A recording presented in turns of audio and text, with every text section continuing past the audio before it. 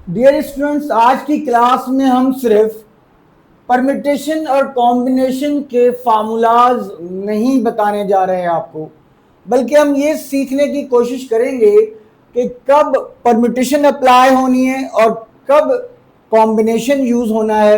Exam में सिर्फ 6 दिन रह गए हैं। इन दिनों में अगर आपने ये टॉपिक नहीं किया हुआ, जो कि मुश्किल तरीन टॉपिक है क्लास 11 का, तो आप ऐसा क्या करें ताकि एसएलओ बेस्ड कोई भी क्वेश्चन आए तो आप इजीली अटेम्प्ट कर सकें। आज के लेक्चर में हम वही कुछ डिस्कस करेंगे जो एग्जाम के पॉइंट ऑफ व्यू से बहुत इंपॉर्टेंट है।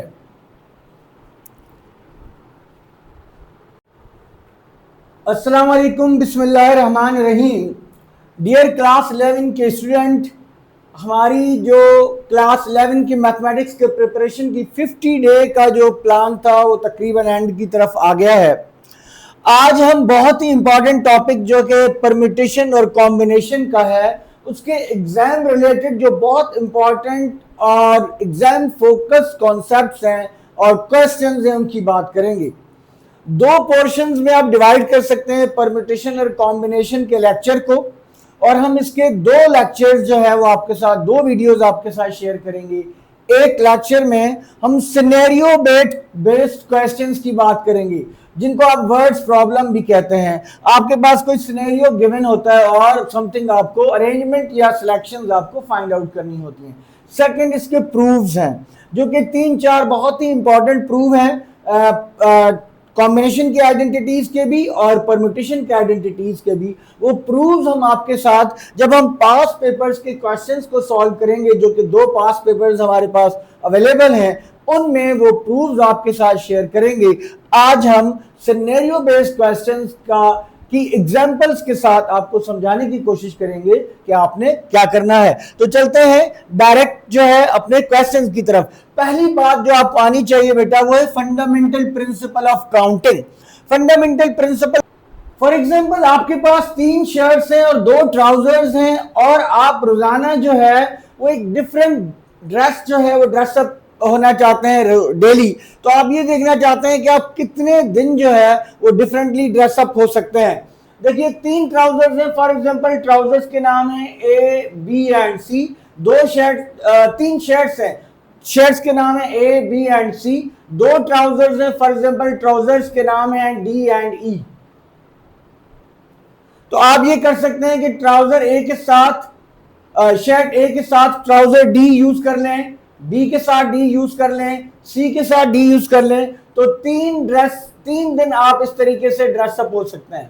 फिर आप शर्ट ए के साथ ट्राउजर ई, बी के साथ ई और सी के साथ ई, तो 3 और तरीकों से आप ड्रेसअप हो सकते हैं। तो 3 + 3, इसका मतलब है 6 दिन ऐसे हो सकते हैं कि आपके पास अगर 3 शर्ट्स और 2 ट्राउजर्स हो तो आप डिफरेंट अंदाज में ड्रेसअप हो सकते हैं। अगर हम देखें शर्ट्स कितनी है 3, ट्राउजर्स कितने हैं 2, इनको आप मल्टीप्लाई कर दें तो आपके पास क्या आ गया 6। इसका मतलब यह है इस इवेंट को परफॉर्म करने के आपके पास 3 वेज थे, इस इवेंट को परफॉर्म करने के आपके पास 2 वेज हैं। इन दोनों इवेंट्स को एक साथ परफॉर्म करने के, यानी कि शर्ट पहनने और ट्राउजर पहनने के इवेंट को एक साथ परफॉर्म करने के आपके पास 6 डिफरेंट वेज हैं। यहां से हम fundamental principle of counting for multiplication जो है वो जनरेट कर सकते हैं कि अगर आपके पास एक इवेंट ए है, उसको आप n वेज में परफॉर्म करते हैं, एक इवेंट बी है, उसको आप n वेज में परफॉर्म करते हैं, ये नंबर ऑफ वेज हैं। तो आप ए बी को कितने वेज में परफॉर्म कर सकते हैं? जो टोटल नंबर ऑफ वेज होंगे ए और बी को परफॉर्म करने के, वो होंगे m multiplied by n। m और n को मल्टीप्लाई कर दें। अगर इवेंट 2 से ज्यादा है, 3 है, एक और इवेंट c है, उसको आप r वेज में परफॉर्म करते हैं। एक और इवेंट b है, उसको आप q वेज में परफॉर्म करते हैं। इन चारों को साइमल्टेनियसली कितने वेज में परफॉर्म कर सकते हैं? m × n × r × q। तो बेटा इसको कहते हैं फंडामेंटल प्रिंसिपल ऑफ काउंटिंग। बहुत इंपॉर्टेंट प्रिंसिपल है, आपके इत्तेफाक से टेक्स्ट बुक में उस तरीके से गिवन भी नहीं है, लेकिन ये आपके कंटेंट का हिस्सा है और इससे रिलेटेड क्वेश्चन आपके एग्जाम में अपेयर हो सकते हैं। जब हम पास पेपर्स करेंगे तो आप देखेंगे कि हो सकता है ऐसा कोई क्वेश्चन हमें मिल जाए। तो नंबर ऑफ, अगर आपके कुछ इवेंट्स कुछ वेज में परफॉर्म, नंबर ऑफ वेज आपको गिवन है कि कितने वेज में परफॉर्म हो सकते हैं, तो वो अगर आपको साइमल्टेनियसली परफॉर्म करने पर पड़ जाए तो नंबर ऑफ वेज इस तरीके से हम फाइंड आउट कर सकते हैं। तो this is the fundamental principle of counting of multiplication. दूसरा एक और फंडामेंटल प्रिंसिपल ऑफ काउंटिंग होता है ऑफ एडिशन, वो आपके कंटेंट का हिस्सा नहीं है, तो फिलहाल हम उस पर बात नहीं करते क्योंकि हम एग्जाम फोकस्ड बात करेंगे। तो fundamental principle of counting for multiplication, ये उसका फार्मूला हो गया। ठीक है, नेक्स्ट जो है, जो बात हमें पता होनी चाहिए, सो बेटा नेक्स्ट कॉन्सेप्ट जो आपको पता होनी चाहिए सिनेरियो बेस्ड क्वेश्चंस के लिए, एक तो फंडामेंटल प्रिंसिपल ऑफ काउंटिंग था, नेक्स्ट आपको पता होना चाहिए परम्यूटेशन। परम्यूटेशन को अगर सिंपल वर्ड्स में एक्सप्लेन किया जाए तो परम्यूटेशन का मतलब होता है अरेंजमेंट। फॉर एग्जांपल अगर आपके पास दो अल्फाबेट हैं ए और बी, तो एक अरेंजमेंट उसकी ए बी हो सकती है और एक अरेंजमेंट उसकी बी ए हो सकती है, और A B is entirely different from B A, क्योंकि परम्यूटेशन में जब आप ऑब्जेक्ट्स को अरेंज करते हैं तो हर अरेंजमेंट दूसरे से मुख्तलिफ होती है। अब अगर आपके पास तीन ऑब्जेक्ट्स हैं, for example A B and C, मैं अगर आपको कहूं कि इसकी पॉसिबल नंबर ऑफ अरेंजमेंट्स बताएं, तो बेटा एक अरेंजमेंट हो सकती है ए बी सी, ए को सेम रहने दें, बी और सी की प्लेस चेंज कर दें तो सी बी हो जाएगा। अब हम इनिशियल ऑब्जेक्ट चेंज करते हैं, बी कर देते हैं ए और सी, बी को एज इट इज रहने दें, ए और सी की पोजीशन चेंज कर दें तो सी ए हो जाएगा। अब हम इनिशियल ऑब्जेक्ट चेंज कर देते हैं, that is C, A B, C को सेम रखते हैं और ए बी की पोजीशन चेंज करते हैं तो बी ए आ जाएगा। तो नंबर ऑफ अरेंजमेंट्स कितनी हो गई, 1 2 3 4 5 6। तो अगर हमारे पास तीन डिफरेंट ऑब्जेक्ट्स हैं, ये बात बहुत इंपॉर्टेंट है, अगर हमारे पास तीन डिफरेंट ऑब्जेक्ट्स हैं तो उनकी नंबर ऑफ अरेंजमेंट 6 हो गई। अगर मैं इन तीन का फैक्टोरियल फाइंड आउट कर लूं तो 3 फैक्टोरियल किसके इक्वल होता है, 6 के। परम्यूटेशन और कॉम्बिनेशन में ये फैक्टोरियल का आना बहुत जरूरी है। फैक्टोरियल अगर क्विकली मैं आपको बता दूं, n फैक्टोरियल बेटा इक्वल होता है n-1, ये एक एक डिक्रीज होता जाता है, n-2, n-3 up to so on 3 2 1। अगर मैं आपको कहूं 8 फैक्टोरियल तो आप कहेंगे सर 8 7 6 5 4 3 2 and 1, इसका मतलब है फैक्टोरियल। तो 3 फैक्टोरियल का मतलब है 3 into 2 into 1, तो 3 फैक्टोरियल आपके पास किसके इक्वल आ जाएगा, 6 के। इसका मतलब यह है कि अगर आपके पास n डिफरेंट ऑब्जेक्ट्स हों और उनको आपने एक साथ ही अरेंज करना हो, तो जो नंबर ऑफ अरेंजमेंट्स हैं वो उन ऑब्जेक्ट्स का फैक्टोरियल होता है। तो अगर मैं सिंपल यहाँ पे आपके साथ फार्मूला शेयर करूं, if n different objects are arrange, if n different objects हैं,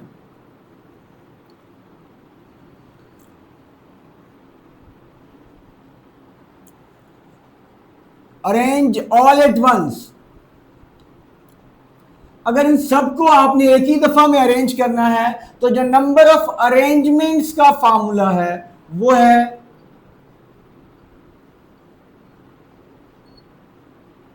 n फैक्टोरियल। बहुत आसान, ठीक है। अगर आपके फॉर एग्जांपल मैं आपको कहता हूं आपके पास एक वर्ड है मैथ्स, अगर मैं आपको कहता हूं कि इस वर्ड के जो अल्फाबेट्स हैं इनकी कितनी पॉसिबल अरेंजमेंट्स बनेंगी, तो देखिए टोटल कितने ऑब्जेक्ट्स हैं, 5, तो इनकी कितनी पॉसिबल अरेंजमेंट्स बनेंगी, नंबर ऑफ अरेंजमेंट्स हो जाएगा 5 फैक्टोरियल, दैट इज 120। 5 फैक्टोरियल का मतलब है 5 4 3 2 and 1, 20 60 60 to the 120, तो 120 पॉसिबल अरेंजमेंट्स होंगी। तो एक तो ये फार्मूला हमें समझ आ गया कि अगर हमारे पास कुछ डिफरेंट ऑब्जेक्ट्स हों और सबको एक साथ अरेंज करना हो तो उसका जो फार्मूला होगा, जितने ऑब्जेक्ट्स हैं उसका फैक्टोरियल ले लेंगे तो हमें नंबर ऑफ अरेंजमेंट्स मिल जाएगा। अच्छा, अब यहाँ पे एक बात ध्यान में रखें, फॉर एग्जांपल मुझे मैथ्स के ऑब्जेक्ट्स को अरेंज करना है, लेकिन मैं सबको एक साथ अरेंज करने के बजाय मैं तीन तीन ऑब्जेक्ट्स की या तीन तीन लेटर्स की अरेंजमेंट्स बनाना चाहता हूं, तो फिर क्या होगा? अगर हमारे पास n डिफरेंट ऑब्जेक्ट्स हैं, we want to arrange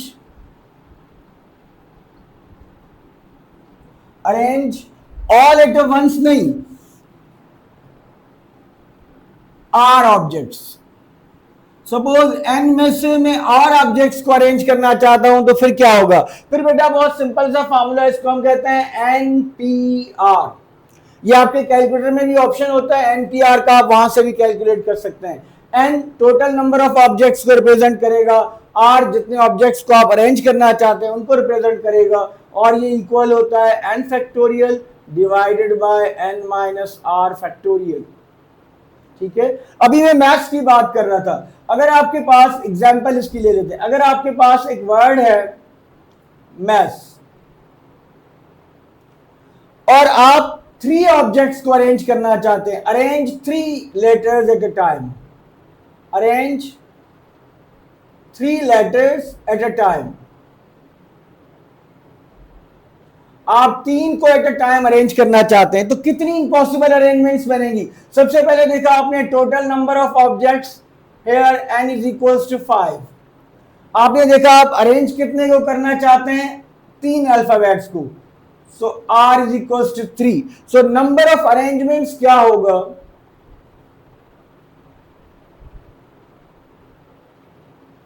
number of arrangements NPR 5P3। आप कैलकुलेटर से भी फाइंड आउट कर सकते हैं, अगर कैलकुलेटर नहीं है तो मैन्युअली फाइंड आउट करेंगे। 5 factorial divided bye n minus r, 5 minus 3 that is 2 factorial. So 5 factorial means 5 into 4 into 3 into 2 factorial पे स्टॉप कर दें, क्योंकि डिनोमिनेटर में 2 फैक्टोरियल ये कैंसिल, 5 फॉर द 20 एंड 60।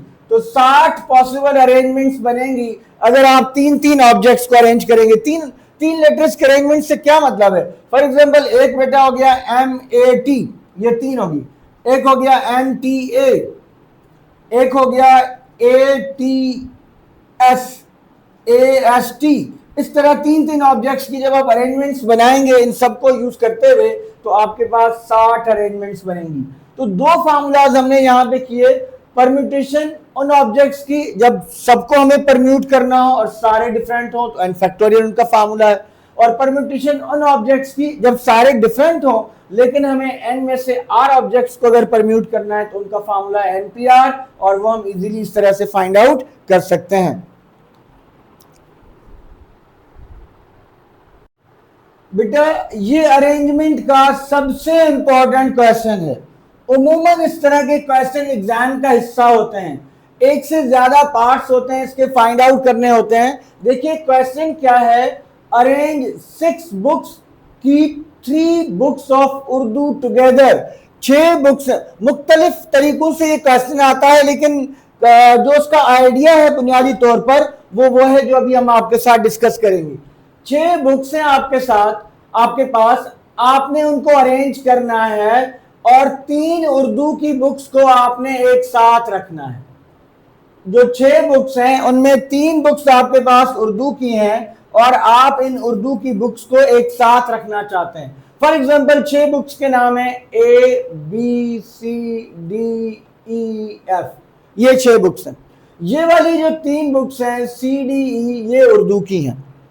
आपने इनको एक साथ रखना है, यानी कि जब हम बुक्स की अरेंजमेंट करें, शेल्फ में फॉर एग्जांपल आप रख रहे हैं तो CDE एक साथ होने चाहिए। तो बेटा इसके लिए मैं आपको एक बहुत शॉर्ट टिप बता रहा हूं, बड़ी काम की टिप बता रहा हूं। आप क्या करेंगे, जिन चीजों को एक साथ रखना है उसका ब्लॉक बना लेते हैं। जिन ऑब्जेक्ट्स को एक साथ रखना है उसका क्या करेंगे, एक ब्लॉक बना लेंगे। चाहे वो ऑब्जेक्ट्स कहीं भी मौजूद हैं, उनको कंबाइन करें और उनका एक ब्लॉक बनाएंगे। तो अब आपके पास फॉर एग्जांपल इस ब्लॉक का नाम मैंने X रख दिया। अब आपके पास जो नंबर ऑफ ऑब्जेक्ट्स हैं वो हो गए, आप यहां पे वर्डिंग में लिख दीजिए कि जो जिन ऑब्जेक्ट्स को आपने कंबाइन रखना है, form a block of objects which are combined, that is X। So number of objects, अब जो आपके पास नंबर ऑफ ऑब्जेक्ट्स हैं वो हो गए 4, A B X and F. A B, इन तीनों को आपने कंबाइन कर दिया, एक्स एंड एफ। अब जहां कहीं भी आप ये एक्स प्लेस करेंगे इसका मतलब ये तीनों बुक्स एक साथ आप प्लेस करेंगे। फॉर एग्जांपल ये शेल्फ है, ये 4 इसमें खाने बने हुए, मैंने इस खाने में कोई भी इनमें से कोई एक ऑब्जेक्ट रखना है, मैं यहां पर एक्स रखता हूं, तो अगर मैं यहां एक्स रखूंगा इसका मतलब ये तीनों बुक्स इस वाले बॉक्स में आ जाएंगी, एक साथ आ जाएंगी। जहां कहीं हम एक्स रखेंगे एक साथ आ जाएंगी। तो अब इन 4 ऑब्जेक्ट्स की नंबर ऑफ अरेंजमेंट्स क्या होंगी, अभी हमने आपके साथ फार्मूला डिस्कस किया। ये सारे ऑब्जेक्ट्स डिफरेंट हैं, तो आप कहेंगे नंबर ऑफ अरेंजमेंट्स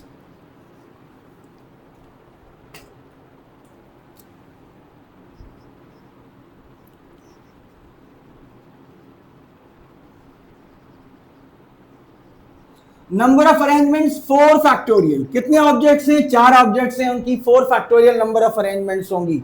लेकिन यहां पर एक बात का आपने ख्याल रखना है, जिन ऑब्जेक्ट्स का आपने ब्लॉक बनाया है इनको आपने एक साथ रखना था, इनका आपने ब्लॉक बनाया है। देखिए इसमें यह भी तो हो सकता है ना कि डी पहले और सी बाद में हो, या फिर ई पहले हो और डी बाद में हो। तो इस ब्लॉक की जो परम्यूटेशन है उसके साथ आप इस टोटल परम्यूटेशन को या टोटल अरेंजमेंट्स को मल्टीप्लाई कर देंगे। ब्लॉक की अरेंजमेंट्स को टोटल अरेंजमेंट से मल्टीप्लाई करेंगे तो आपको वो अरेंजमेंट्स मिल जाएंगी जिसमें ये वाली उर्दू की बुक्स एक साथ होंगी। ब्लॉक में कितने ऑब्जेक्ट्स हैं, 3। इनको कितने वेज में अरेंज कर सकते हैं, 3 फैक्टोरियल। या आप यूं लिख सकते हैं, this is the number of arrangements of these objects, फिर आप लिखें number of arrangements of above objects, ताकि एग्जाम के पॉइंट ऑफ व्यू से कह रहा हूं, ताकि एग्जामिनर को बात क्लियर हो जाए कि आपने क्या किया है। फिर आप लिखेंगे number of arrangements of block,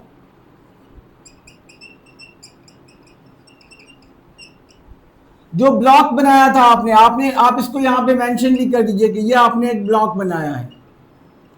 number of arrangements of block,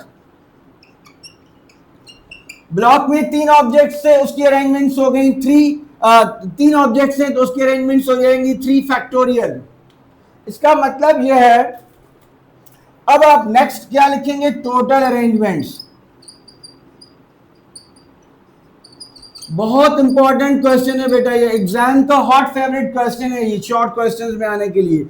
total arrangements क्या होंगी, जो आपकी ऑब्जेक्ट्स की अरेंजमेंट है और जो ब्लॉक की अरेंजमेंट है इनको मल्टीप्लाई कर दीजिए। 4 फैक्टोरियल मींस 24, 3 फैक्टोरियल मींस 6 को 24 से मल्टीप्लाई कर दे,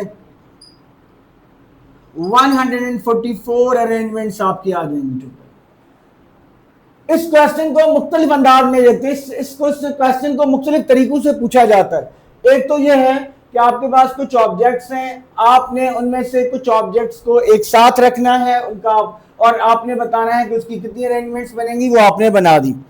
अगर मैं आपको कहूं कि वो अरेंजमेंट्स बताएं जिसमें उर्दू की बुक्स एक साथ ना हो, बुक्स ऑफ उर्दू टुगेदर, यहां मैंने टुगेदर के बजाय कह दूं नॉट टुगेदर, एक साथ ना हो, तो फिर क्या करेंगे?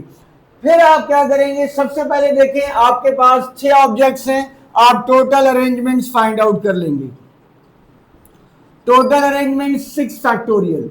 और अगर नॉट टुगेदर को आप डायरेक्ट कभी भी नहीं फाइंड आउट कर सकते, नॉट टुगेदर की अरेंजमेंट्स डायरेक्ट फाइंड आउट नहीं कर सकते, टोटल अरेंजमेंट्स फाइंड आउट करेंगे, फिर टुगेदर वाली अरेंजमेंट्स फाइंड आउट करेंगे, और नॉट टुगेदर वाली आपको कैसे मिलेंगी, आप टोटल में से आप टोटल 6 फैक्टोरियल, टोटल में से जो टुगेदर वाली अरेंजमेंट्स हैं इनको माइनस करेंगे तो आपको नॉट टुगेदर वाली अरेंजमेंट्स मिल जाएंगी। सो रिमेंबर क्या करना है आपने, अगर आपके पास कुछ ऑब्जेक्ट्स हैं, कुछ उसमें से कुछ को एक साथ रख के फिर अरेंजमेंट्स चाहिए, सारे ऑब्जेक्ट डिफरेंट है, ये बात ध्यान में रखिएगा, तो आप इस तरीके से करेंगे। अगर नॉट टुगेदर हो, टोटल फाइंड आउट करके टुगेदर वाली उसमें से माइनस कर देंगे तो आपको इजीली नॉट टुगेदर वाली अरेंजमेंट्स मिल जाएंगी। अब इसी तरह का एक बड़ा फेमस क्वेश्चन आता है फॉर एग्जाम्पल आपको कहेंगे कि आप अरेंज कीजिए 3 बुक्स इंग्लिश की, 4 बुक्स मैथ्स की और 6 बुक्स उर्दू की, एक शेल्फ में इनको अरेंज करें। बताइए इनकी नंबर ऑफ अरेंजमेंट्स क्या होंगी, so that same subject books must keep together. जो सेम सब्जेक्ट्स की बुक्स हैं अगर उनको एक साथ रखा जाए तो इनकी अरेंजमेंट्स क्या होंगी। देखिए बेटा यही रूल अप्लाई होगा। इंग्लिश की बुक्स को अरेंज करने के हैं 3 फैक्टोरियल वेज, मैथ्स की बुक्स की अरेंज होंगी 4 फैक्टोरियल वेज, उर्दू की बुक्स अरेंज होंगी 6 फैक्टोरियल वेज। इन सब की प्रोडक्ट आप फाइंड आउट करेंगे तो आपको टोटल अरेंजमेंट मिल जाएंगी। लेकिन फर्दर आपने क्या करना है, ये बेटा मैं रेस करने लगा हूं ये क्वेश्चन समझाने के लिए। आई होप कि आपने ये नोट कर लिया होगा। अब देखिए बेटा इंग्लिश की बुक्स अरेंज, ये सपोज आपके पास 3 शेल्फ बने हुए हैं, यहां आपने इंग्लिश की बुक्स रखनी है। इंग्लिश की बुक्स अरेंज होंगी 3 फैक्टोरियल वेज में, ये हो गया इंग्लिश। फिर आपने मैथ्स की रखनी है, मैथ्स की हो गई 4 फैक्टोरियल वेज में। फिर आपने उर्दू की रखनी है, उर्दू की हो गई 6 फैक्टोरियल वेज में। इनको मल्टीप्लाई कर दें तो आपको टोटल नंबर ऑफ अरेंजमेंट्स मिल जाएगा। लेकिन इसमें जो इंपॉर्टेंट बात जो अक्सर स्टूडेंट मिस्टेक करते हैं, जहां आप अपना नंबर लूज करते हैं, देखिए बेटा ये 3 ब्लॉक्स हैं, ये एक ब्लॉक है, ये दूसरा ब्लॉक है, ये तीसरा ब्लॉक है। अब जरूरी नहीं है ना कि आप पहले इंग्लिश की बुक्स रखें, आप पहले उर्दू की भी रख सकते हैं, पहले मैथ्स की भी रख सकते हैं। तो फर्दर आपने इन ये जो 3 ब्लॉक्स हैं, इन 3 ब्लॉक्स को मैं कितने वेज में अरेंज कर सकता हूं, वो है 3 फैक्टोरियल। तो आपने इसको 3 फैक्टोरियल से भी मल्टीप्लाई करना है। ब्लॉक्स के अंदर वाले ऑब्जेक्ट्स की अरेंजमेंट, फर्दर जो ब्लॉक्स बनाए थे उनकी नंबर ऑफ अरेंजमेंट से आप मल्टीप्लाई करेंगे उसको, तो देन आपके पास सही रिजल्ट आएगा। ये बहुत ही फेवरेट क्वेश्चन होता है एग्जामिनर्स का बेटा, इसको गौर से सीखें, पहले इसको समझें। इससे रिलेटेड क्वेश्चन जो आपके बुक में हैं या एग्जाम में आए हुए हैं उनको जरूर कीजिए ताकि ये कॉन्सेप्ट आपका क्लियर हो जाए। परम्यूटेशन का एक और बहुत इंपॉर्टेंट कॉन्सेप्ट वो क्या है बेटा, उस वक्त की परम्यूटेशन जब आपके ऑब्जेक्ट्स डिफरेंट ना हो। अभी तक जो हमने परम्यूटेशन सीखी उसमें सारे ऑब्जेक्ट्स डिफरेंट थे, लेकिन जरूरी नहीं होता कि जिन ऑब्जेक्ट्स आपने ऑर्डर में अरेंज करना है वो सारे डिफरेंट हों। अगर उनमें से कुछ सिमिलर ऑब्जेक्ट्स हों तो फिर क्या फार्मूला होगा और उनकी अरेंजमेंट्स कैसे करेंगे। अगर टोटल आपके पास n ऑब्जेक्ट्स हैं और उसमें से कुछ ऑब्जेक्ट्स रिपीट हो रहे हैं तो बेटा जो नंबर ऑफ अरेंजमेंट्स का फार्मूला है, बहुत सिंपल फार्मूला है, नंबर ऑफ अरेंजमेंट्स वो है बेटा n फैक्टोरियल डिवाइडेड बाय जो ऑब्जेक्ट रिपीट हो रहा है। फॉर एग्जांपल एक ऑब्जेक्ट p है वो 2 दफा रिपीट हो रहा है,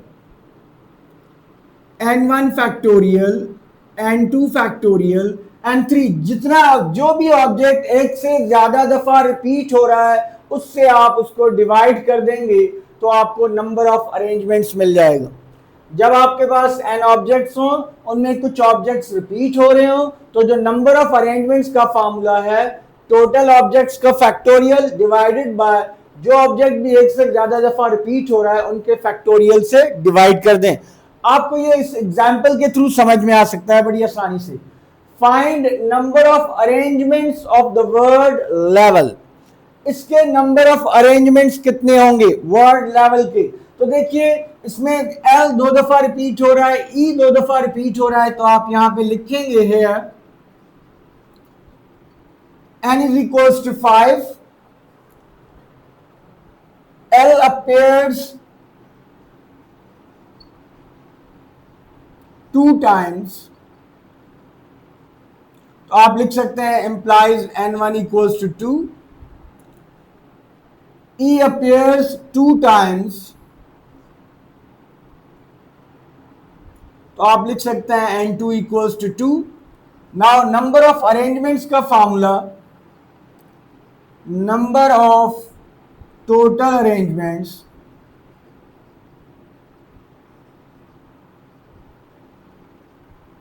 is equals to total objects कितने हैं 5 factorial divided bye n1 repeat हो रहा है 2 टाइम्स 2 फैक्टोरियल एंड 2 फैक्टोरियल। बेटा इसको सिंप्लीफाई करें, आपको अरेंजमेंट्स मिल जाएंगी। 5 factorial means 5 into 4 into 3 into 2 factorial पे स्टॉप कर दीजिए। एंड दिस इज 2 फैक्टोरियल, इस वाले 2 फैक्टोरियल को एक्सपैंड कर दें 2 इंटू 1, ये कैंसिल, 2 जो है वो इसके साथ कैंसिल, 10 और 10 10 3 30। सो 30 ऐसी आपके पास अरेंजमेंट्स होंगी जिनमें जो लेवल की आपके पास 30 डिफरेंट अरेंजमेंट्स आ सकती हैं। क्योंकि ई रिपीट होने का मतलब यह है, जहां अगर आपने फॉर एग्जांपल पहली प्लेस पे ई रखा और दूसरी प्लेस पे भी ई रखा, अब ई तो सेम ऑब्जेक्ट है ना, वो डिफरेंट अरेंजमेंट नहीं होगी। तो दैट्स व्हाई जब ऑब्जेक्ट्स रिपीट होते हैं तो उसकी नंबर ऑफ अरेंजमेंट के लिए हम ये वाला फार्मूला यूज करते हैं। इसमें एक बात और ध्यान में रखिए, कभी कभी अरेंजमेंट के क्वेश्चन ऐसे होते हैं जिनमें कोई रिस्ट्रिक्शन गिवन होती है। जब रिस्ट्रिक्शन गिवन होती है तो सबसे पहले आप रिस्ट्रिक्शन को फिल करते हैं। फॉर एग्जांपल मैं आपको कहूं ऐसी अरेंजमेंट बताएं जिनमें वी स्टार्ट में हो, तो आपके पास देखिए 5 अल्फाबेट्स हैं, इनको आपने अरेंज करना है 1 2 3 4 5, ये 5 वी स्टार्ट में हो तो वी को आप फिक्स कर देंगे फर्स्ट प्लेस पे। अब इसका मतलब है वी आपका नहीं रहा, तो जिस ऑब्जेक्ट पे रिस्ट्रिक्शन है उसको फिक्स करेंगे आप, बाकी जो ऑब्जेक्ट्स रह जाएंगी उसकी आप अरेंजमेंट्स फाइंड आउट करेंगे। अब आपके पास 4 ऑब्जेक्ट्स रह गए, तो अब अगर मैं इसको करना चाहूं तो ये होगा 4 फैक्टोरियल डिवाइडेड बाय एल 2 दफा रिपीट हो रहा है 2 फैक्टोरियल, ई 2 दफा रिपीट हो रहा है 2 फैक्टोरियल। तो ये बहुत इंपॉर्टेंट है। समटाइम्स जो है वो रिस्ट्रिक्शन अप्लाई अगर दी हुई है तो पहले हम रिस्ट्रिक्शन अप्लाई करेंगे, देन हम क्वेश्चन को सॉल्व करेंगे। एक और इंपॉर्टेंट कॉन्सेप्ट बेटा सर्कुलर परम्यूटेशन। जब आपको कुछ लोगों को सर्कल में बिठाना हो तो सर्कल में रोटेशन चेंज करने से आपकी नई परम्यूटेशन जनरेट नहीं होती। तो जब भी हमें सर्कुलर परम्यूटेशन करनी होती है तो एक ऑब्जेक्ट को हमें फिक्स करना होता है। अगर n ऑब्जेक्ट्स हैं आपके पास, अगर आपके पास n ऑब्जेक्ट्स हैं तो आप एक ऑब्जेक्ट को फिक्स करेंगे। अब जब आप एक ऑब्जेक्ट को फिक्स करेंगे तो अब आपके पास n-1 ऑब्जेक्ट्स रह जाएंगे। तो जो सर्कुलर परम्यूटेशन है उसकी जो नंबर ऑफ अरेंजमेंट्स हैं उनका फार्मूला है n-1 factorial veg, number of arrangements. तो जब सर्कल में परम्यूटेशन करनी हो तो हमेशा जितने ऑब्जेक्ट्स हैं उसमें से एक कम करें और फिर उसका फैक्टोरियल फाइंड आउट करें। अक्सर ये क्वेश्चन जो है वो ऑब्जेक्टिव में अपेयर होता है। For example, in how many ways 6 person can sit around a round table. Round table पे 6 लोगों को कितने वेज में हम बिठा सकते हैं। अगर इन्हीं 6 लोगों को आपने एक लाइन में बिठाना हो और 6 के डिफरेंट अगर पर्सन है एक लाइन में बिठाना है तो उसका फार्मूला होगा, उसकी नंबर ऑफ अरेंजमेंट्स होंगी 6 फैक्टोरियल। लेकिन अगर इन 6 लोगों को आपने एक राउंड टेबल में बिठाना है तो नंबर ऑफ अरेंजमेंट्स होंगी 6 - 1 फैक्टोरियल।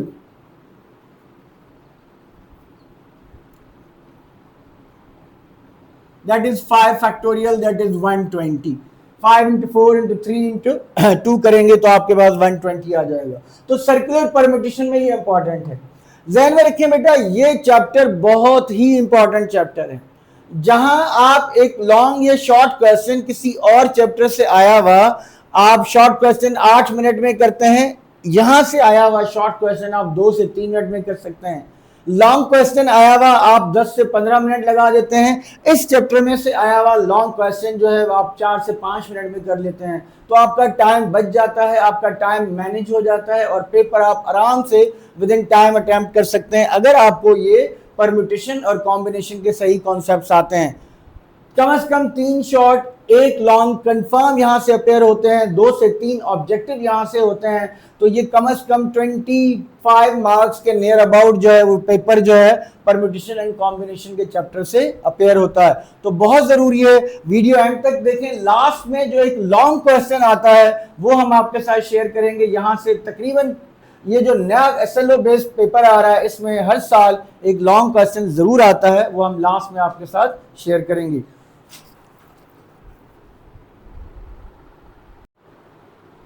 डियर स्टूडेंट, ये एक और क्वेश्चन है जो कि बहुत ही इंपॉर्टेंट सिचुएशन है सर्कुलर परम्यूटेशन की वो ये है, एक सर्कुलर परम्यूटेशन ऐसी होती है जिसमें क्लॉकवाइज और एंटी क्लॉकवाइज जो अरेंजमेंट होती है वो सेम होती है, तो उसका फार्मूला जरा डिफरेंट होता है। उसमें जो नंबर ऑफ अरेंजमेंट्स हैं वो n-1 फैक्टोरियल के बाद आपने उसको 2 से डिवाइड भी करना है, क्योंकि ये एंटी क्लॉकवाइज और क्लॉकवाइज जब सेम होती हैं परम्यूटेशंस तो 2 से डिवाइड करेंगे तो वो इफेक्ट कैंसिल हो जाएगा।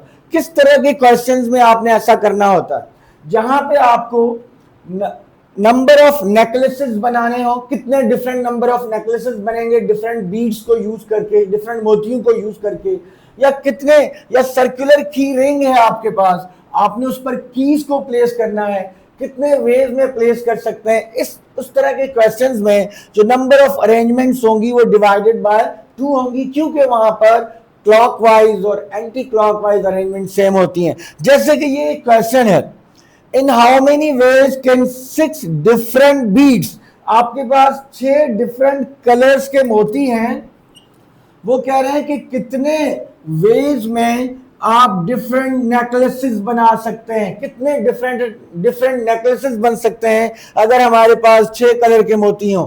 तो जब नंबर ऑफ नेकलेसेस हो जाएंगे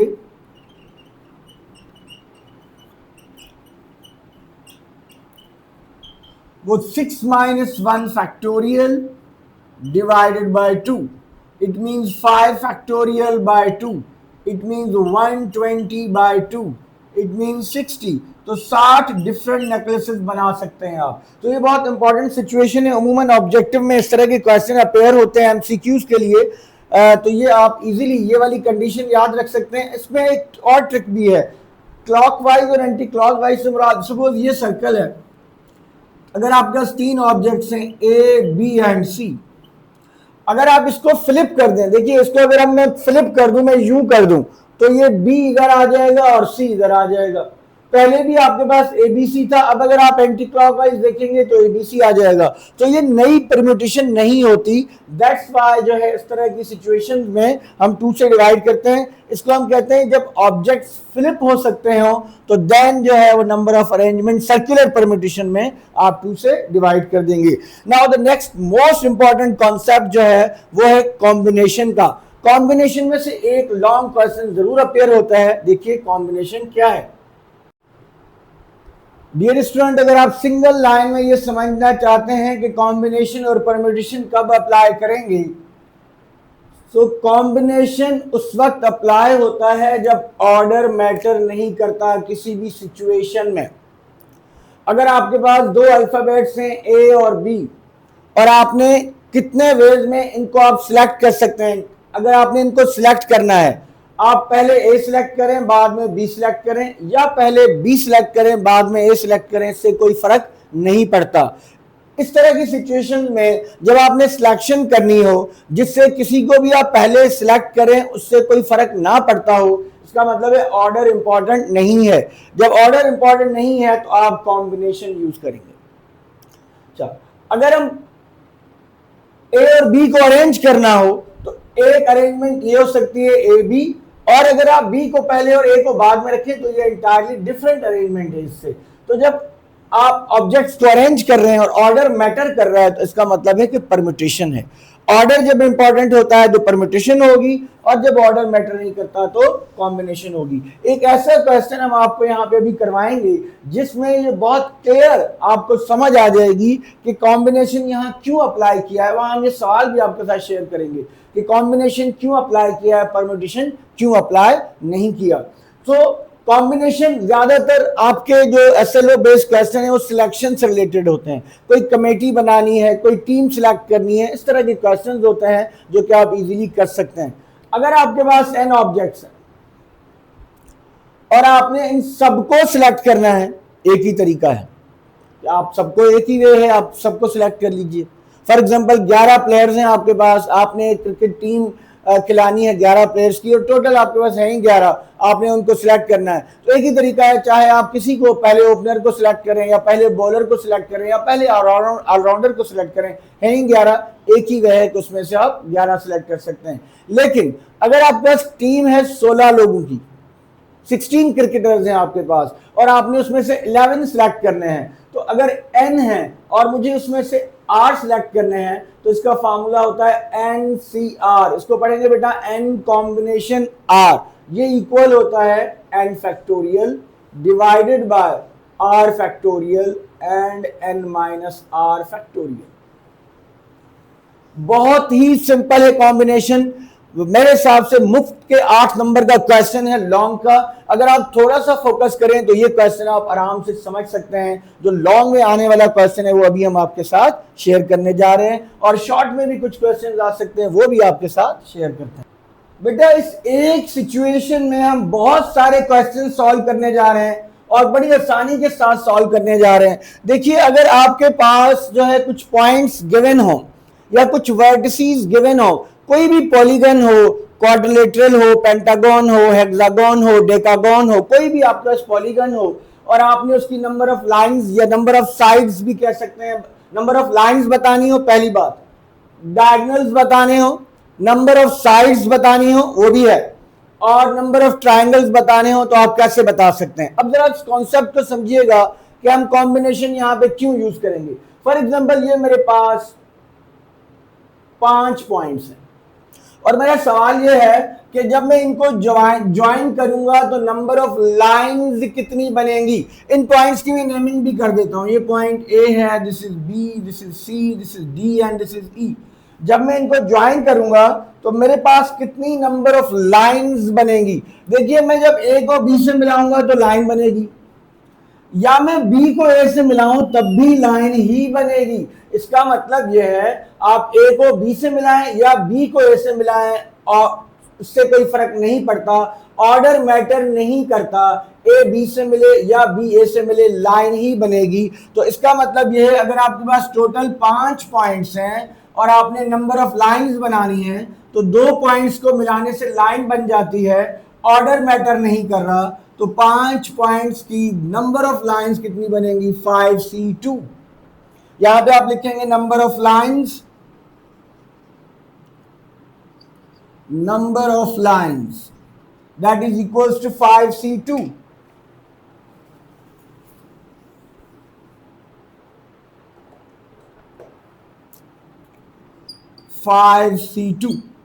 अब इसको आप सिंप्लीफाई कर लीजिए। अभी आपके साथ हमने फार्मूला शेयर किया एनसीआर का 5 factorial 2 factorial and 5 minus 2 factorial, that is 5 into 4 into 3 factorial. इसको आप 2 मल्टीप्लाइड बाय 1, इसको 3 फैक्टोरियल पे बेटा स्टॉप कर दीजिए, ये cancel, this is cancel, 5 to the 10। तो 10 आपके पास नंबर ऑफ लाइंस बनेंगी अगर आपके पास 5 पॉइंट्स हो तो। लेकिन जब हमारे पास ये पॉइंट्स होते हैं ए बी सी डी, तो जब आप ए को बी के साथ मिला रहे हैं तो आपकी लाइन बन रही है, ए को ई के साथ मिला रहे हैं तो लाइन बन रही है, ए को डी के साथ ई को डी के साथ मिला रहे हैं तो लाइन बन रही है। लेकिन ये वाली जो लाइनें हैं ये साइड्स बना रही हैं। ये क्या बना रही है बेटा, ये साइड्स बना रही हैं। लेकिन जब आप ए को डी के साथ मिलाएंगे तो ये लाइन तो है, लेकिन इस लाइन को हम पॉलीगन में डायगोनल कहते हैं। ई को बी से मिलाएंगे डायगोनल बनेगा, ए को सी से मिलाएंगे डायगोनल बनेगा, बी को डी से मिलाएंगे डायगोनल बनेगा। ठीक है, तो अगर number of lines find out करना हो तो फार्मूला है 5C2। लेकिन अगर नंबर ऑफ डायगोनल्स पता करने हो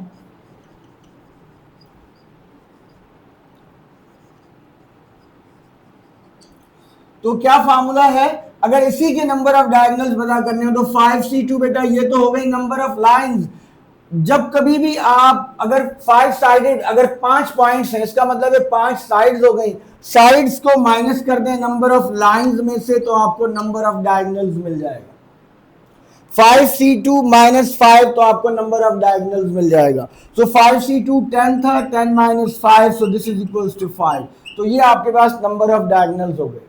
तो इसका मतलब है जनरल फार्मूला क्या बना हमारे पास, नंबर ऑफ लाइंस का फार्मूला बना NC2, नंबर ऑफ डायगोनल्स का फार्मूला बना N,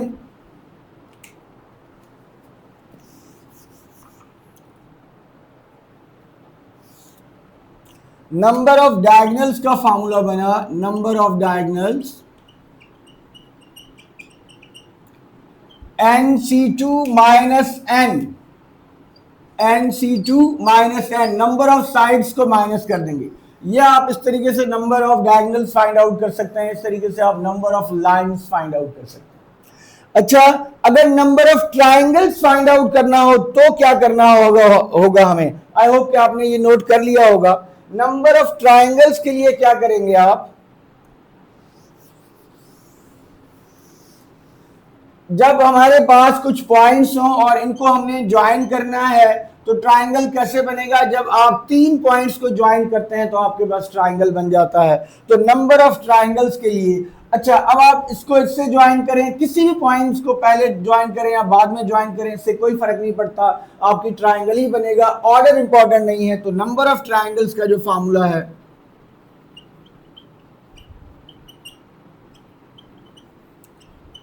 वो है NC3। अभी जो हमने 5 पॉइंट्स दिए हुए हैं, ये वाले 5 पॉइंट्स ABCDE, अगर हम इसकी बात करेंगे इसमें कितने ट्राइंगल्स बनेंगे तो हम आराम से जो है वो देख सकते हैं कि नंबर ऑफ ट्राइंगल्स के लिए क्या होगा? NC3 means 5C3। इसको सिंप्लीफाई कर लें बेटा, 5 factorial, 3 factorial and 2 factorial, 5 minus 3 2 factorial. ये फार्मूला हमें पता है, 5 माइनस 3 फैक्टोरियल।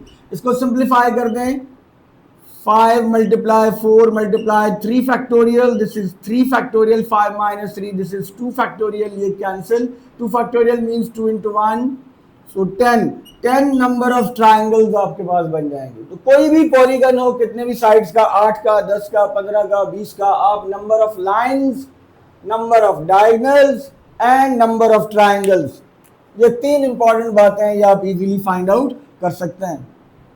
ये एमसीक्यू में भी आ सकता है, अगर कोई एक ही बात पूछनी हुई उन्होंने तो एमसीक्यूज में दे सकते हैं, लेकिन ये शॉर्ट क्वेश्चन में भी आ सकता है, क्योंकि आजकल का जो पेपर बनता है उसका ट्रेंड यही होता है कि एक ऐसा क्वेश्चन हो जिसके सब पार्ट्स बन जाएं।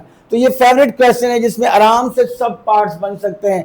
एक आपको कोई भी पॉलीगन दे दें, फॉर एग्जांपल आपको डेकागोन दे दें, 10 साइडेड वाली फिगर, और आपसे कहें उसकी नंबर ऑफ लाइंस बताएं, नंबर ऑफ डायगोनल्स बताएं, नंबर ऑफ ट्राइंगल्स बताएं, इस तरह के क्वेश्चन शॉर्ट क्वेश्चन में आने के लिए बहुत फेवरेट क्वेश्चन है। अब हम चलते हैं next, the most important question from combination, जो कि 8 नंबर के लिए पिछले 2 साल से पिछले जो दोनों पेपर हैं उनमें आया हुआ है।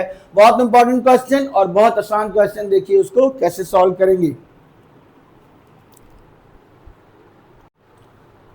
The one of the most important question जो है वो कॉम्बिनेशन में से कमेटी सिलेक्शन क्वेश्चन जो है बहुत इंपॉर्टेंट क्वेश्चन होता है।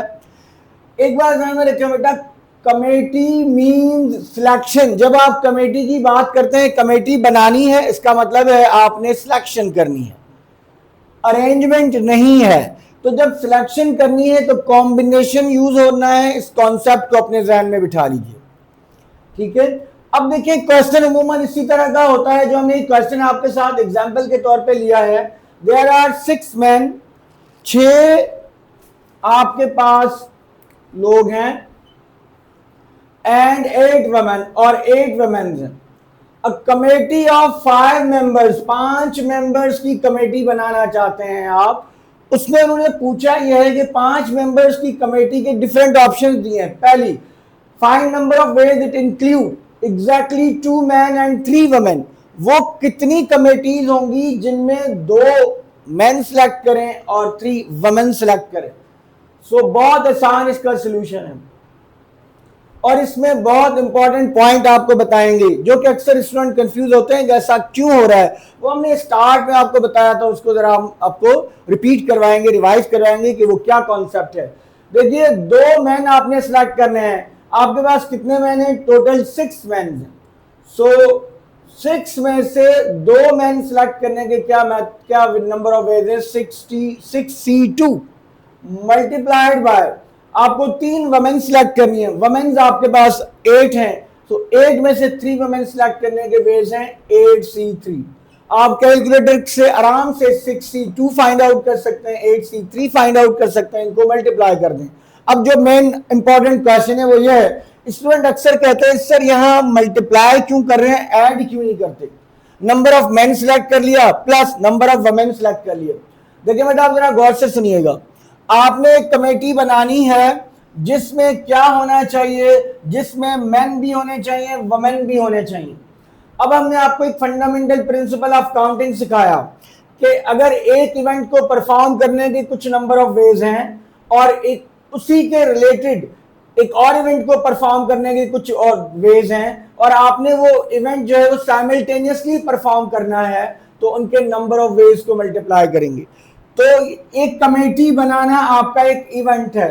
उस इवेंट के दो पार्ट्स हैं। आप नंबर ऑफ मेंस को सिलेक्ट करेंगे इतने वेज में, नंबर ऑफ वुमेन्स को सिलेक्ट करेंगे इतने वेज में, तो टोटल नंबर ऑफ वेज क्या होंगे, इनकी प्रोडक्ट फाइंड आउट करेंगे। Fundamental principle of counting for multiplication जो है वो यहाँ पे यूज हो रहा है। तो ये बात ध्यान में रखिए, कमेटी बनाना एक इवेंट है। कमेटी के जो दोनों आपने यानी कि मैन को सिलेक्ट करना और वुमेन को सिलेक्ट करना, जब आप वो करेंगे तब आपकी कमेटी जो है वो कंप्लीट बनेगी और तब आपका इवेंट कंप्लीट होगा। एक इवेंट के दो सब इवेंट्स हैं, उनके नंबर ऑफ वेज को आपने आपस में मल्टीप्लाई करना है। तो पहला part exactly 2 men and 3 women हो गया। सेकंड पार्ट जो कि बहुत इंपॉर्टेंट है, एटलीस्ट 2 men, कम से कम 2 लोग होने चाहिए। एटलीस्ट का मतलब होता है कम से कम, इसका मतलब है 2 से ज्यादा लोग भी हो सकते हैं। तो इसका सेकंड पार्ट का क्या होगा, सबसे पहले आप जो है इसकी अरेंजमेंट्स बनाएंगे। एटलीस्ट 2 men, कम से कम 2 men। अगर 2 मैन हो गए, आपने 5 की कमेटी बनानी, तो कमेटी अभी कंप्लीट नहीं हुई, सिर्फ आपने 2 लोग सिलेक्ट किए हैं। कितनी वुमेन्स आपने लेनी है, 3 वुमेन्स लेनी चाहिए ताकि 5 की कमेटी हो जाए, तो 3 वुमेन्स हो गई। ये एक ऑप्शन हो गया। प्लस आप मैन जो है एटलीस्ट 2 का मतलब है आप 3, आप यहाँ पे 2 मेंस भी ले सकते हैं, 3 भी ले सकते हैं, 4 भी ले सकते हैं और 5 भी ले सकते हैं। 5 से ज्यादा मैन हम नहीं सिलेक्ट कर सकते। क्यों? क्योंकि टोटल कमेटी में मेंबर्स ही 5 हैं, 5 से ज्यादा हमें नहीं चाहिए। तो 2 वुमेन, 2 men, 3 women, 3 men। लेकिन जब आप 3 men लेंगे तो वुमेन कम हो जाएंगी, 2 हो जाएंगी। प्लस 4 men, जब आप 4 men लेंगे तो वुमेन्स कम हो जाएंगी, 1 woman हो जाएगी, क्योंकि 5 आपके इनका सम 5 होना चाहिए। प्लस अगर आप 5 men लेंगे तो आप वुमेन 0 लेंगे। अच्छा, अब ये देखिए, ये एक इवेंट आपका पूरा हो गया, एक कमेटी बन गई। एक ऑप्शन ये है, और यहां पे और आ रहा है, दैट्स व्हाई हम प्लस कर रहे हैं। ये ऑप्शन भी हो सकता है, और दैट्स व्हाई प्लस आ रहा है। ये ऑप्शन भी हो सकता है, और दैट्स व्हाई यहां प्लस आ रहा है। ये ऑप्शन भी हो सकता है। अब ये आपने सब फाइंड आउट कर लेना है। 2 men, अभी हमने आपको बताया कि आप कैसे सिलेक्ट करेंगे, यहीं पे कर देता हूं मैं।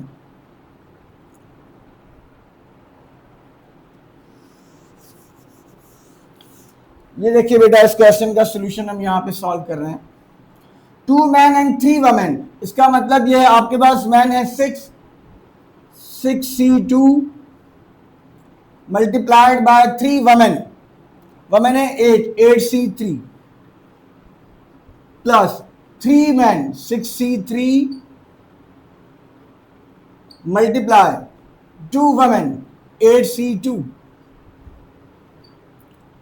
Plus 4 men 6c4 1 woman 8c1 plus 5 men 6c5 0 woman 8c0। अच्छा, कैलकुलेटर का यूज यहां पर बहुत इंपॉर्टेंट है। आप कैलकुलेटर लेंगे बेटा, कॉम्बिनेशन एनसीआर आपको यूज करना आना चाहिए, बहुत सिंपल होता है। आप एक साथ ये सारा एक्सप्रेशन कैलकुलेटर में इनपुट करेंगे, वो आपको रिजल्ट बता देगा और आपको टोटल नंबर ऑफ कमेटीज मिल जाएंगी जिनमें एटलीस्ट 2 men अवेलेबल होंगे। थर्ड पार्ट जो इसका बहुत इंपॉर्टेंट है वो है एटमोस्ट। एटमोस्ट का मतलब होता है बेटा ज्यादा से ज्यादा। एटमोस्ट मींस ज्यादा से ज्यादा। इसका मतलब है 0 वुमेन भी हो सकती हैं, 1 woman भी हो सकती हैं और 2 women भी हो सकती हैं। तो आई होप कि ये आपने कर लिया होगा। ये जरा आप लिख लीजिए, मैं यहीं पे इस क्वेश्चन को सॉल्व करने लगा हूं। ज्यादा से ज्यादा अगर 2 वुमेन्स हो तो देन नंबर ऑफ कमेटीज जो है वो कितनी बनेंगी, किस तरह की बनेंगी।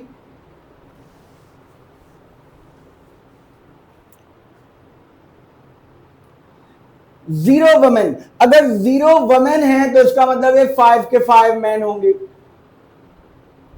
1 वुमेन, अगर 1 वुमेन है तो 4 मैन होंगे।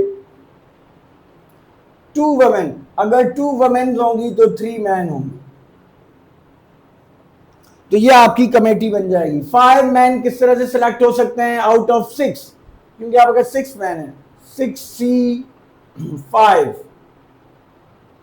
0 women out of 8, 8C0 plus 4 men out of 6, 6C4, 1 woman out of 8, 8C1, 3 men out of 6, 6C3, 2 women out of 8, 8C2।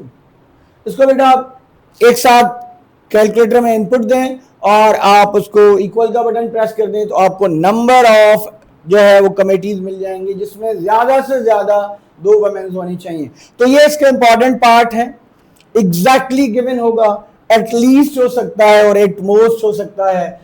इससे आपका 8 नंबर का क्वेश्चन, जो कि अगर इसके साथ एक 8 नंबर का question for example fundamental law of trigonometry को प्रूव करना है, ये क्वेश्चन 5 मिनट में हो जाएगा, वो क्वेश्चन 15 मिनट आपका ले लेगा। तो इस तरह का क्वेश्चन आपका टाइम भी बचा सकता है और प्लस परम्यूटेशन कॉम्बिनेशन को अच्छी तरह से करने का मतलब यह है कि आपने एंटी टेस्ट के लिए भी प्रिपरेशन अपनी कर ली है।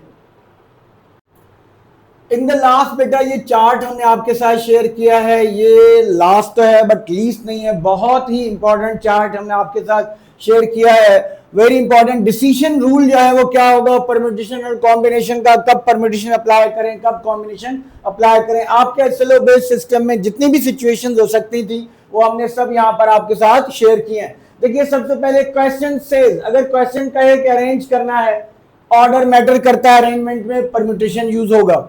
अगर क्वेश्चन कहता है नंबर्स कितने बन सकते हैं, डिजिट्स दे दिए हैं उससे कितने डिफरेंट नंबर्स बन सकते हैं। अच्छा यहाँ पे एक बात ध्यान में रखें, अगर रिस्ट्रिक्शन हो तो पहले रिस्ट्रिक्शन को फिल करेंगे। जैसे कि अगर आपसे कहा जाए कि मल्टीपल ऑफ 5 कितने नंबर्स बनेंगे, तो आप मल्टीपल ऑफ 5 के लिए लास्ट प्लेस पे 5 या 0 होना जरूरी है। अगर आपके डिजिट्स में अवेलेबल है तो उसको पहले फिक्स करेंगे, बाकी जो प्लेसेस रह गई हैं उनको आप फिल करेंगे।